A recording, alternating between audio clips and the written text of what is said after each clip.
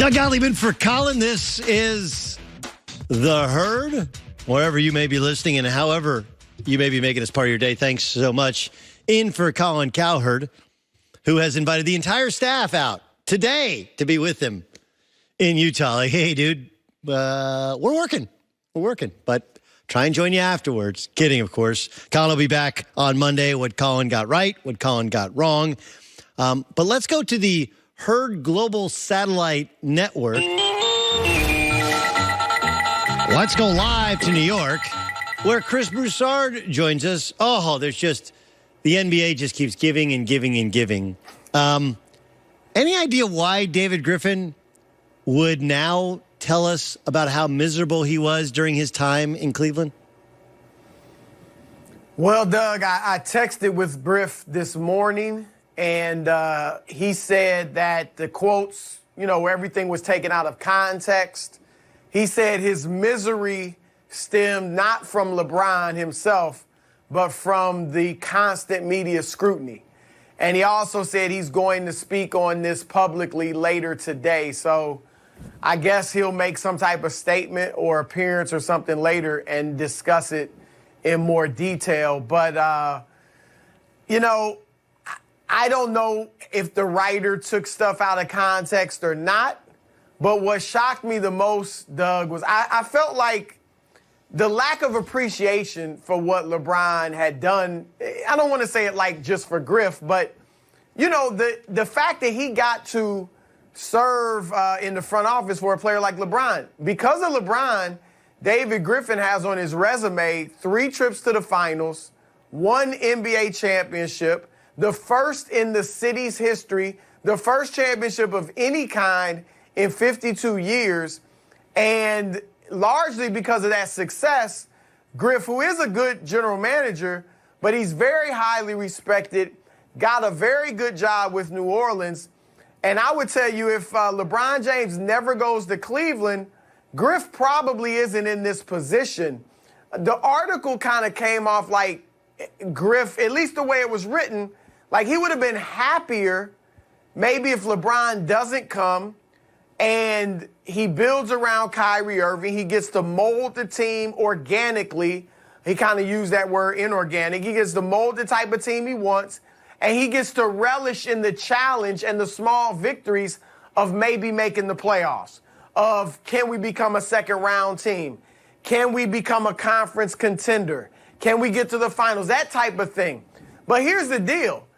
There's a high likelihood that if LeBron doesn't go to Cleveland, Griff gets to build the team his own way, and they never make the playoffs. No, but listen, ultimately, after a few years, Griff gets fired, and then he's not in this position to get the job with the Pelicans. I know, but this is the control group, right? I mean, the control group is in New Orleans, where we think he'll be able to build organically in a small market where no one's been able to have any sort of success, let alone sustained success.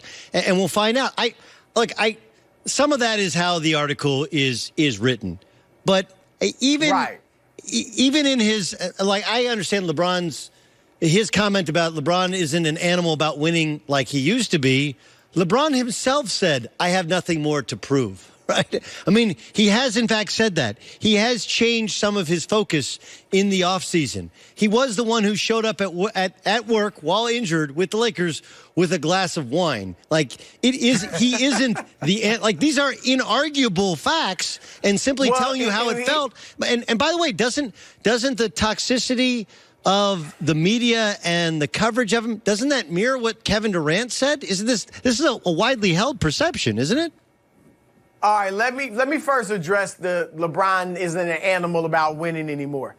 After 2016, which is when Griff said this trend began, if you will, the next year, LeBron has a great individual season, 2017, leads them back to the finals. They run through the East. I think they're 12-1 in the playoffs. And they just run into a far superior Golden State team. The next year, didn't he lead the league in minutes played all 82 games? Right.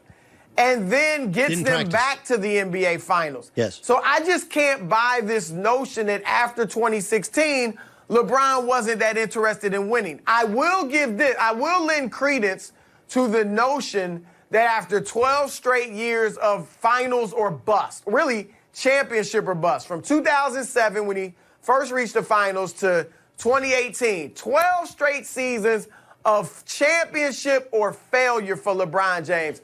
I will buy the notion that there was a part of him that was kind of looking forward to a season, the first in LA, of doesn't have to win a championship, isn't expected to get to the finals. And, hopefully we'll make the playoffs, make a little noise. But this year I get to kind of take a deep breath and get away from that. And then when we get a free agent, they ended up getting Anthony Davis, but he probably thought they'd get another free agent at some point. Then they can compete for titles. If he wasn't about winning anymore, why in the world would he essentially ruin the locker room this year by making such a stink about getting Anthony Davis? So I do think LeBron, now I think he has other interests. I think he moved out to LA because of family and business and stuff too, but I do think he still wants to win. Chris, it didn't say he doesn't. And has reason to win. It didn't say he doesn't want.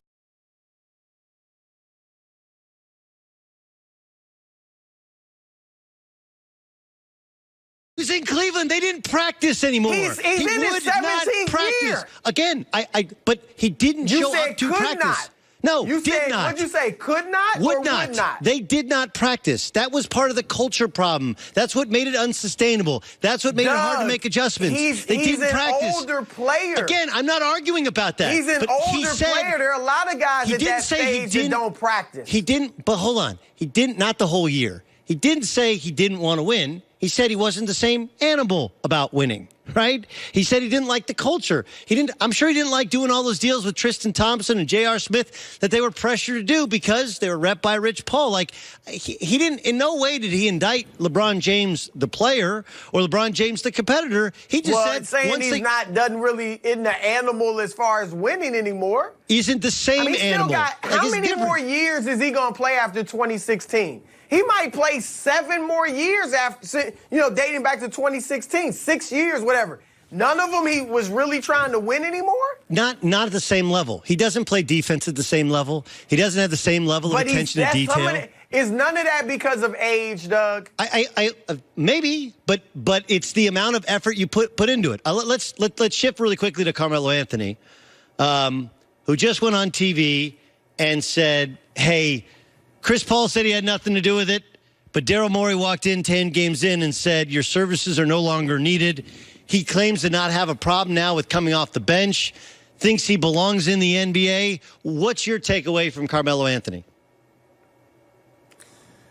Well, look, I will agree with this. I think Melo is better than 60, 70% of the players in the NBA. There's no question he's good enough to play in the NBA. The question and the problem is, where does he fit?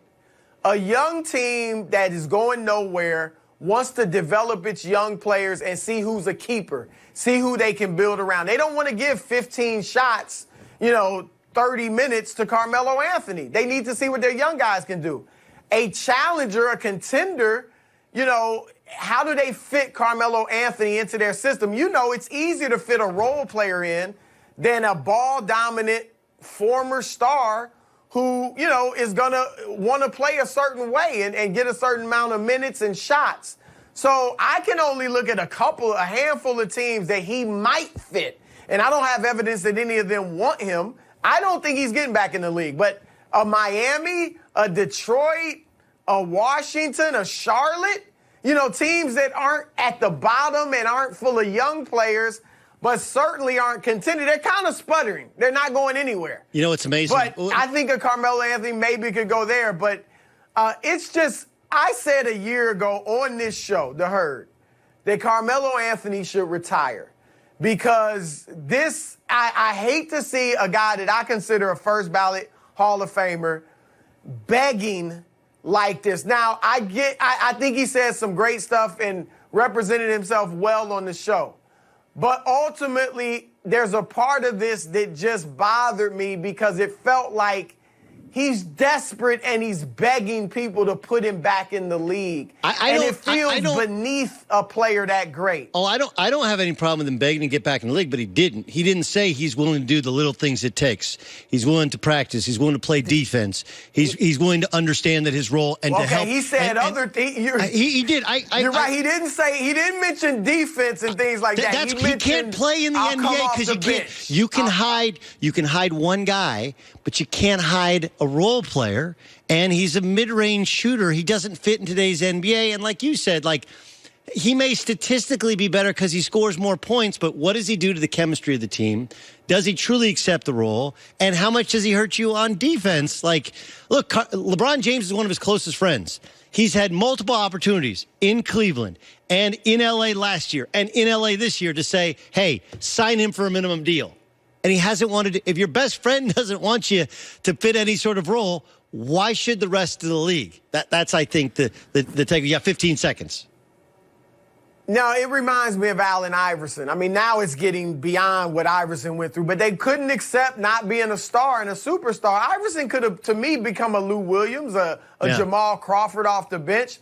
But he couldn't accept that role, and I get it. That's fine being a superstar. I don't want to be a role player. It's really hard. But if you don't want to be Vince Carter, then you're going out like this. All right, thanks, Chris. We'll get to Dak Prescott upcoming next in The Herd.